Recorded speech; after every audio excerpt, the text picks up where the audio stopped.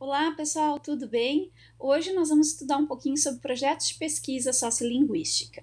Meu nome é Marta Tessman e eu sou professora da disciplina de Sociolinguística no curso de licenciatura em Letras, Português e Inglês e suas respectivas literaturas do IFSU UAB.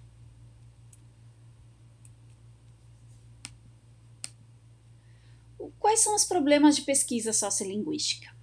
O ponto de partida para qualquer projeto de pesquisa é identificar o problema. Por exemplo, nós temos uma observação que até então não foi relatada ou não foi bem explicada, há uma previsão teórica que não foi testada, há um conflito na literatura existente com fatos. Defina uma pergunta de pesquisa apropriada. Somente depois disso, escolha a sua metodologia, que permite testar as hipóteses sobre essa sua questão de pesquisa. Primeiras considerações metodológicas. Para coletar dados apropriados para abordar as questões de pesquisa, considere o seguinte ao planejar a proposta da pesquisa. Estamos falando antes da pesquisa aqui.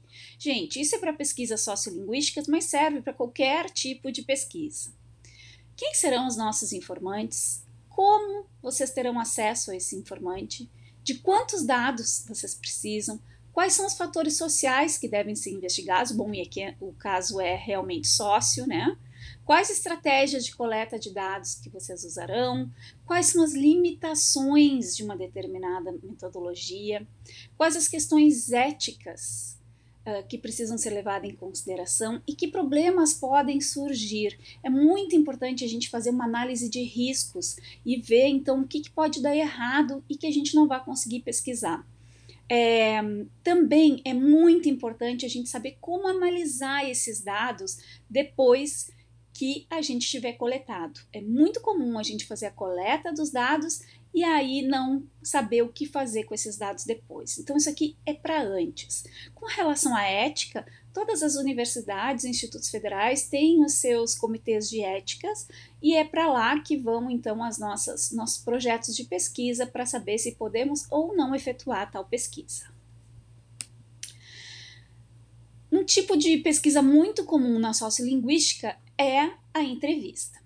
Amplamente utilizado para estudar muitos tipos diferentes de variáveis, é possível a gente fazer gravações de fala espontânea, que podem ser analisadas de várias formas, que nós vamos ver depois como fazer as análises, e podem ser questões estruturadas, semi-estruturadas, abertas, em que a gente vá guiando as nossas entrevistas de maneira a deixar o nosso participante mais livre ao falar ou realmente colocando alguns caminhos que a gente deseja que sejam percorridos.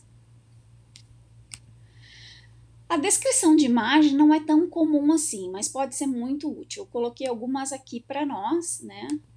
Vejam, por exemplo, que todas abordam a mesma cor. Vamos supor que eu queira que o meu participante use a palavra vermelho. Eu quero fazer essa análise de acordo com o sotaque dele, da região que ele está, do sexo, da idade, da classe social, como que ele pronuncia a palavra vermelho, por exemplo, tá? Então, eu não posso pronunciar o vermelho para não induzir ele, então eu coloco aqui, né, e digo para ele, descreva essa imagem, né? Certamente vai usar a palavra vermelho e assim por diante. Então, gente, outro método que pode ser usado também são atividades de leitura, mas claro que essas atividades de leitura elas devem ser feitas só após a entrevista oral, né? Que senão a gente acaba induzindo o nosso participante. Para que serve? Para a gente ver alguns efeitos estilísticos, então comparar um discurso mais informal e espontâneo com um discurso mais formal e estruturado. Para aumentar a contagem de tokens, dependendo da variável, né, não há garantia de que a gente vai obter tokens suficientes para conduzir uma análise completa. E para co-ocorrência de variáveis, pode ser muito difícil, às vezes impossível, testar efeitos de co-ocorrência usando a fala espontânea. Então a gente dá uma forçada com leitura. Mas como que a gente faz a análise desses dados depois de coletados?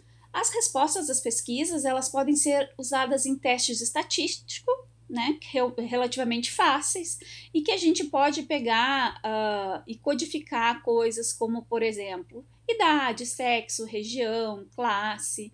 Então, uma codificação relativamente simples nos permite abordar uma variedade de questões chaves de pesquisa. Por exemplo, O entrevistado de sexo masculino reage de forma diferente à ocorrência de características não padronizadas quando elas são produzidas por um falante do sexo masculino e quando são do falante do sexo feminino. Olha só que baita pergunta já temos aqui.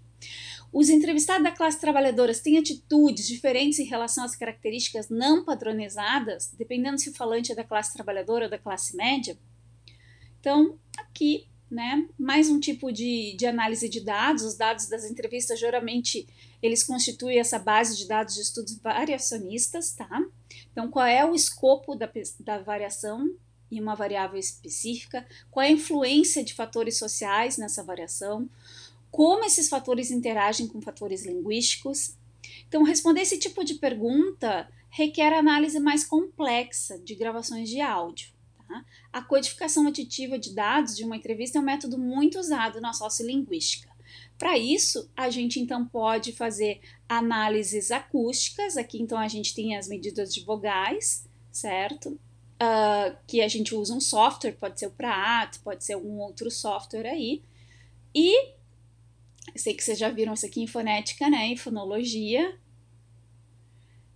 E é isso, pessoal. De coração pulando de alegria, mil obrigadas por a gente ter passado mais esse tempo juntos aqui. Nos vemos na próxima.